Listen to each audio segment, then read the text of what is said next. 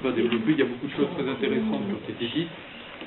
Et donc en particulier, je voudrais d'abord remercier les gens qui sont là d'avoir signé pour beaucoup le projet d'appel sur la loi Toubon que nous allons lancer donc, à l'occasion de la semaine de la francophonie. Chaque année, c'est le 20 mars à peu près, hein, c'est la date qui a été retenue par les organisations francophones à l'échelle mondiale.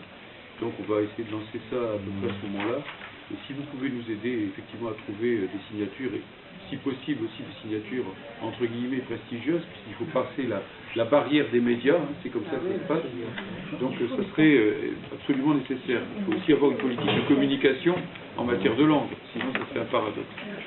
Alors la première des choses que je voudrais dire maintenant sur le fond, si vous voulez bien, c'est d'abord que, effectivement, le concept qui me paraît émerger un petit peu ici, hein, la dernière intervention était très intéressante de ce point de vue-là, c'est le concept de servitude volontaire. Nous sommes dans la servitude volontaire. Il y a bien entendu une volonté de l'impérialisme transatlantique, disons, et des élites qui le pilotent pour imposer la langue anglaise, la langue du maître.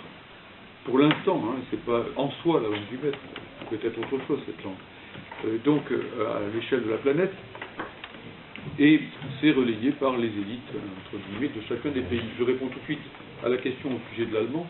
C'est encore plus grave en Allemagne que chez nous. L'allemand est encore plus sapé, atteint, détruit que le français. Et bon, de ce point de vue-là, les locuteurs de l'allemand se plaignent énormément, et ils ont encore plus de mal que nous à se faire entendre, puisque bon, chez eux, pour des raisons historiques, la défense de tout ce qui est national a été fortement compromise avec un certain nombre de choses, et donc ils ont du mal à faire entendre. Alors pourtant, moi qui suis philosophe, si vous voulez, en tout cas prof de philo de formation, si vous voulez, je considère que la perte de la langue allemande serait une catastrophe absolument terrible du point de vue de la culture, et notamment de la culture philosophique, bien évidemment.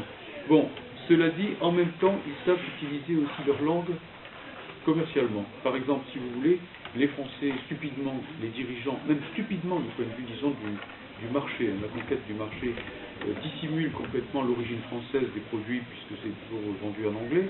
Même les parfums, même les produits qui sont censés, disons, entre guillemets, vendre le plus la France, sont vendus en anglais, ce qui n'est pas forcément intelligent. Hein. Et, bon, peut-être pas au Japon. Ça, ce sont les Japonais qui sont intelligents. Ce ne sont pas nos hommes politiques ou nos managers français. Tandis que les Allemands utilisent quand même l'allemand, parce que par exemple, comme la mécanique allemande a une certaine réputation, eh bien ils vous disent par exemple Volkswagen, das Auto. Vous voyez, et donc là vous entendez l'allemand et il est vendeur. Bon, donc ils savent aussi jouer quelquefois un petit peu là-dessus. Enfin bon, c'est anecdotique quand même, ce qui déferle sur la France, déferle sur toute l'Europe. L'Italie par exemple est effectivement très menacée, puisque le Politecnico de Milan, qui est la première université qui s'est véritablement montée en Italie à l'époque, en gros de la Renaissance, va passer tout anglais, bien que le Conseil constitutionnel anglais ou l'équivalent, italien, ou l'équivalent, ait décrété que c'était illégal. Bon, donc, malgré tout, ça se fait petit à petit, ils y arrivent très rapidement. Et donc, ce qui se met en place, c'est le tout anglais pour tout le monde, et puis, bon, ce que j'appellerais l'italglais, le Denglish, hein, les Allemands disent le Denglish à propos du Deutsch, hein, Deutsch English, bon, et ainsi de suite. Vous comprenez bien qu'évidemment, à partir de là, patois pour tout le monde, c'est-à-dire une espèce de langue appauvrie, truffée de néologismes anglais dans toutes les langues, qui ne seront d'ailleurs même pas les mêmes d'un pays à l'autre, si bien qu'on ne pourra quand même pas continuer à se comprendre. Bon, un peu comme le latin à l'époque des Romains, il y avait la langue d'Empire, mais pour autant, un Gaulois qui parlait latin ne comprenait pas un Ibère qui parlait latin, et ainsi de suite, et la preuve, c'est que ça a donné le français, l'espagnol, l'italien, et ainsi de suite. Donc ce n'est pas une... Il faut bien comprendre que ce n'est pas pour autant que tout le monde se comprendra, que ce sera merveilleux, et qu'on se tombera dans les bras les uns des autres, tel que c'est parti. Alors, effectivement, comment faire pour résister à la servitude volontaire? La servitude volontaire, il faut d'abord la faire apparaître. Tant que la résistance est faible, la collaboration ne se voit pas. Il faut que la résistance soit plus forte. Résistons, faisons apparaître les choses, mettons les pieds dans le plat. Hein, et notamment, faisons comme tout à l'heure notre camarade qui disait que, en tant que prof de physique, elle intervenait, quitte à paraître bébête, même à un certain moment. Hein. Si vous voulez savoir, il faut oser paraître bête quelque part pour montrer que, bon, eh bien, on y a droit et on le prend. Quand un droit, ça se prend. Hein, ça ne se quémande pas, il faut l'imposer. Il y a une loi, vous n'êtes pas content, monsieur, ben, ça m'est égal. Il y a une loi, si vous voulez, je vous la montre et vous allez devoir vous incliner devant la loi. Il y a quelque chose ici qui est de cet ordre, en définitive. Si vous faites apparaître la résistance plus souvent, vous ferez apparaître le collaborateur comme collaborateur. Alors que le collaborateur, généralement, ne demande pas mieux que de collaborer, même en disant qu'il résiste, puisque le comble, c'est cette fausse gauche que nous trouvons sans arrêt sur notre terrain, et qui va venir nous dire, au moment où nous allons résister d'un point de vue linguistique ou d'un autre point de vue, que nous sommes des nationalistes, et donc que c'est eux qui sont les gens critiques, etc., etc. Bon, démasquons les faux résistants, faisons apparaître les vrais résistants, et du même coup faisons apparaître les vrais collaborateurs, si l'on peut dire, d'une certaine façon. Bon, ça c'est le premier élément. Le deuxième élément, c'est par rapport à ce qui a été dit. C'est vrai que ça serait bien qu'effectivement, il y ait une bonne maîtrise de l'anglais, bon, et qu'en même temps, on ait partout, dans l'espace public, le français. Alors le problème, c'est que dans notre pays, en tout cas, alors je ne connais pas dans le détail ce qui se passe effectivement dans les pays scandinaves, mais en tout cas dans notre pays, il y a une volonté délibérée. Cette volonté, je la vois se manifester de 100 façons. Si vous voulez, quand vous êtes président d'une association de défense de la langue française, vous essayez au début d'être gentil, d'apporter un certain nombre d'éléments de contestation, vous vous adressez au Monde, vous vous adressez à l'IB, vous vous adressez à France Inter, vous vous adressez à Télérama, etc. Et partout, c'est le blocage. Ils n'en veulent pas. On ne peut pas en parler. C'est interdit. Et vous vous rendez très vite compte qu'en fait, alors, si vous voulez, par exemple, on proposerait qu'il y ait une bonne maîtrise de l'anglais par tout le monde, et que par ailleurs, le français, comme ça se passe donc au Danemark ou en Suède, etc., soit, disons, utilisé rationnellement dans l'espace public et ainsi de suite, peut-être qu'ils entendraient très bien cela, mais ils entendraient que la première partie. C'est-à-dire, tout le monde aurait encore plus d'anglais, mais pour la deuxième partie, ils n'entendraient pas, parce qu'ils n'en veulent pas. Ils n'en veulent pas. Ils veulent casser la langue française. Il y a une volonté politique, et cette volonté politique, peut-être qu'elle est, même chez les dirigeants, disons, d'ordre conscient, pour une part, puisque effectivement c'est leur habitus de classe. J'entends bien ce qui est dit sur Marisol Touraine, et ainsi de suite.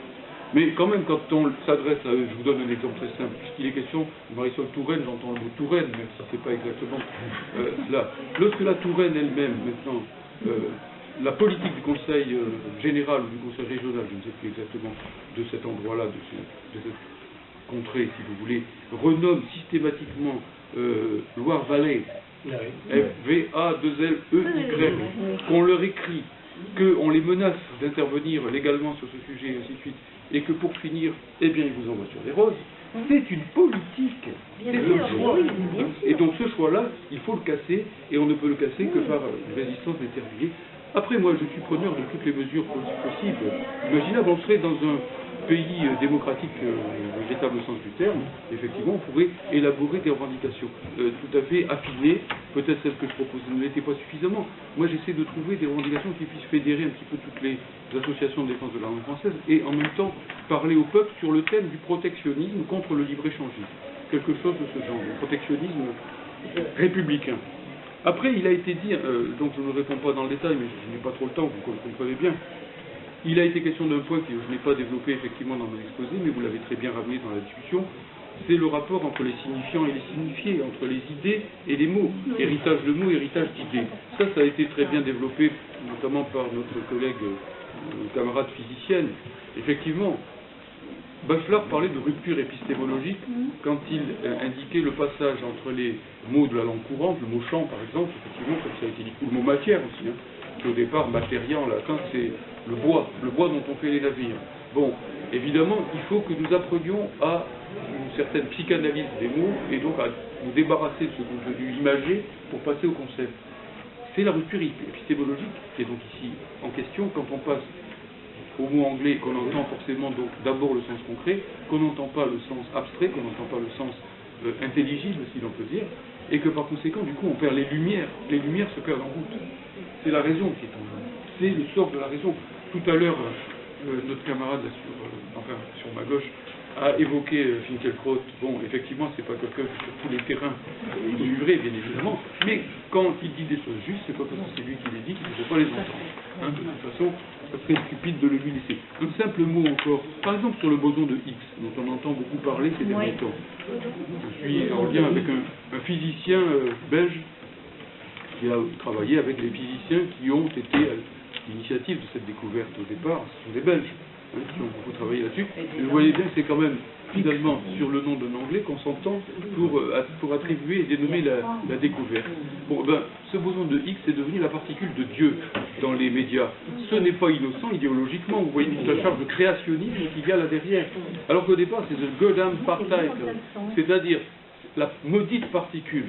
C'est ça que ça dit en anglais. La maudite particule, c'est-à-dire cette particule dont les physiciens ne savent pas très bien si elle existe, si elle n'existe pas, s'ils vont la trouver, s'ils n'ont pas la trouver, et qui a un contenu assez paradoxal, quoi, disons, en quelque sorte. Donc, bon, les Anglais l'entendent quand ils le disent, hein, cette maudite particule. Et, bon, les Français qui récupèrent le mot et qui parlent, non pas l'anglais, mais le anglais, en quelque sorte, entendent, eux, la particule de Dieu. Et à partir de là, on dérape complètement sur le terrain idéologique. C'est grave, en quelque sorte. Et donc, les Lumières servent à nourrir les ténèbres. Voilà, c'est en quelque sorte quelque chose qui est grave. Les mots aussi de notre langage quotidien, et ici particulièrement du langage républicain hérité de la Révolution française, sont également gravement compromis. Le mot républicain, par exemple, il est contaminé par le sens américain du mot. Hein, bon, aujourd'hui, des gens comme Finkielkraut jouent d'ailleurs un peu là-dessus. Je suis républicain, mais qu'est-ce qu'il faut entendre? On entend toute une dimension réactionnaire là-dedans, alors qu'évidemment nous entendons tout autre chose. Le mot libéral, de la même façon, en France il n'a pas du tout la même signification qu'aux États-Unis, et les contaminations, donc les contresens sont manifestes et permanents sur ces sujets-là, au point même d'inverser la droite et la gauche, le progrès et le conservatisme, et ainsi de suite. Je ne développe pas, je n'ai pas trop de temps. Donc, le problème c'est que la servitude volontaire va de pair, si vous voulez, avec une espèce, disons, d'autodestruction des défenses immunitaires de notre pays. Car, en gros, le Conseil constitutionnel, pour répondre à la question qui était posée tout à l'heure, vous l'avez déjà vu, il n'a jamais cassé une seule loi réactionnaire, une seule loi antisociale. Et c'est même le Conseil constitutionnel qui a lui-même édicté ce précepte qu'on ne trouve pas en Allemagne, par exemple, selon lequel les lois européennes, ou les directives européennes, sont supérieures à la Constitution française. C'est le Conseil constitutionnel qui nous dit que la Constitution française passe après les directives européennes. Vous voyez bien que les collabos sont au plus haut niveau. Il est là le problème. Hein. C'est déjà arrivé dans l'histoire du pays. Il y a une espèce de péténisme mental qui est présent à ce niveau-là. Et donc, soyons très attentifs à ça et ne comptons pas sur ces gens-là pour nous défendre. Ensuite, sur la loi Toubon, encore un petit mot sur la loi Toubon, très important. La loi Toubon, beaucoup de gens veulent la casser.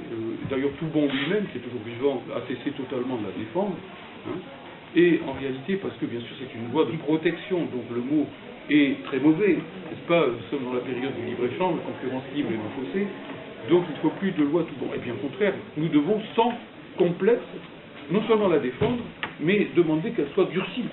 Qu'elle soit durcie et que, notamment, le simple citoyen puisse porter plainte au titre de la loi Toubon, que ça devienne une infraction qui ne condamne pas, si vous voulez, à 30 ans de prison, bien évidemment, mais qui soit dotée d'amendes, de fortes amendes. Et donc, il faut les frapper à la caisse. Hein, c'est tout simplement ça qu'il faut obtenir. Bon, ensuite, la résistance francophone, elle doit se faire en France, bien entendu, mais elle doit se faire à l'échelle de la francophonie internationale, sans compter trop sur les institutions de la francophonie internationale, bien que quand même dans la dernière période, un certain nombre de responsables de cette francophonie, devant le gâchis, devant la déferlante énorme, etc., ont fini par dire un certain nombre de choses. Abou Diouf, par exemple, qui a fini par dire quand même que c'était scandaleux ce qui était en train d'arriver, et même à dire que c'était quand même bien dommage que la France, qui devrait être un peu l'épicentre de la francophonie, soit le pays le moins francophone qui soit dans la défense. Le Québec, effectivement, défend davantage la langue, et ainsi de suite. Mais la palme de l'abandon de la langue française, c'est quand même la Wallonie. C'est la Wallonie qui ne défend pas du tout la francophonie. Quand vous allez à Liège, vous arrivez au Liège Airport, n'est-ce pas, immédiatement. Il y a aussi une résistance, je n'ai pas parlé de celle-là, mais il faudra y veiller, c'est la résistance à la charte européenne des langues minoritaires et régionales. En deux mots simplement, je ne l'ai pas abordé, mais il faut l'avoir en tête. La déconstruction de la langue française se fait de la même façon que la déconstruction de l'État-nation, par en haut et par en bas. Hein, donc en gros, vous avez le supranational et le régional pour casser le national. bon, et bien là, vous aurez la même chose. Vous aurez le tout anglais au niveau, disons, du supranational. On va imposer petit à petit la co-officialité, c'est déjà en large, c'est déjà lancé très fortement en Bretagne, en Corse, et ainsi de suite, pour les langues régionales. Et derrière cela, j'attire votre attention sur le fait que je ne suis pas un adversaire des langues régionales, c'est un bien national, il faut les apprendre dans le cadre de l'école de la République pour ceux qui souhaitent le faire, il faut leur donner les moyens de résister, d'exister, etc. Moi, je suis d'origine méridionale, et donc j'entendais mes grands-parents parler de Nissart quand j'étais petit, comme peut-être Lucien Pons ici présent. Ça m'a fait beaucoup de peine de voir que petit à petit ces choses-là disparaissaient. Donc ce que je dis là n'est pas tourné contre les langues régionales, mais contre l'utilisation politique qui en est faite pour désarticuler le territoire, pour ethniciser le territoire. C'est ça qui est beaucoup plus grave. Et surtout pour imposer encore plus le tout anglais. Car on n'entend jamais que c'est la charte européenne des langues minoritaires et régionales. Pas seulement régionales. Des langues minoritaires, mais l'anglais est déjà une langue minoritaire en France. Et il n'a pas besoin d'un territoire. Il y a la déterritorialisation de la langue qui est en cours là derrière. En région parisienne, on estime à 17% le nombre des entreprises qui ne travaillent qu'en anglais. Donc déjà, c'est une langue minoritaire de France, si vous voulez l'anglais. Et bien entendu, on va pousser en avant le breton, l'occitan, le basque, et ainsi de suite, parce que ça fait terroir, c'est bien chez nous, etc. Ça passe bien. Et puis à l'arrière-plan, bien sûr, si vous voulez, le français et le breton vont se disputer, le français et l'occitan vont se disputer, et c'est comme dans la fable de La Fontaine, le chat, la belette et le petit lapin, si vous voulez, pendant que les petits se battent, le gros les mange, et là, ce n'est pas Ramina Grobis qui va manger la belette et le petit lapin, c'est Ramina Globiche, qui va les avaler, si vous voulez, l'un et l'autre. Bon, alors cela étant, je finis, c'est le dernier mot, je ne veux pas aller plus loin, simplement, donc, bien sûr, il y a un mot qui est apparu ici, beaucoup de personnes l'ont avancé, c'est la pluralité des langues. C'est une richesse absolue. Là encore, ne nous laissons pas piéger. On voudrait nous faire croire que l'international, c'est la mondialisation capitaliste, c'est-à-dire le rabotage de toutes les différences. C'est un crime terrible contre la culture. Il n'y a pas de pensée s'il y a une pensée unique. Une pensée égale zéro pensée. Quelque chose comme ça. Bon, la pensée, ça commence à 2, comme le nombre d'ailleurs. Bon, s'il y avait que l'unité, il n'y aurait pas de nombre, en réalité. Unité, après, c'est ce qu'on compte, mais il faut pour ça de la pluralité. C'est la dialectique de l'un et du multiple qui a créé la philosophie, par exemple. Effectivement, pensée unique et langue unique, ça marche ensemble. Et puis derrière la langue unique, politique unique, économie unique. Quel monde totalitaire se met-il en place avec, à l'arrière-plan, en plus, l'illusion que c'est la liberté. C'est vraiment, effectivement, Orwell. Nous sommes dans Orwell. Un totalitarisme planétaire, c'est-à-dire la chose la plus grave qui se soit jamais produite, puisqu'il n'y aura plus d'ailleurs, en quelque sorte. Et qui se présente, qui plus est, sous l'égide de la liberté. Voilà. Donc on est dans la chose la plus grave qui puisse effectivement se faire. À partir de là, défendons la pluralité des langues, toutes les langues, l'enseignement de plusieurs langues. Et dernière chose, effectivement, j'ai été très sensible à ce que disait le collègue tout à l'heure, pardon, Patrice, donc effectivement, sur la question du bruit et du silence, en quelque sorte. Vous connaissez la phrase qui dit que quand on vient d'écouter un concert de Mozart et que ça s'arrête, le silence qui suit est encore de Mozart. Et bien moi je souhaite que quand nous sortirons de cette réunion tenue en français, le silence qui suit soit encore en français.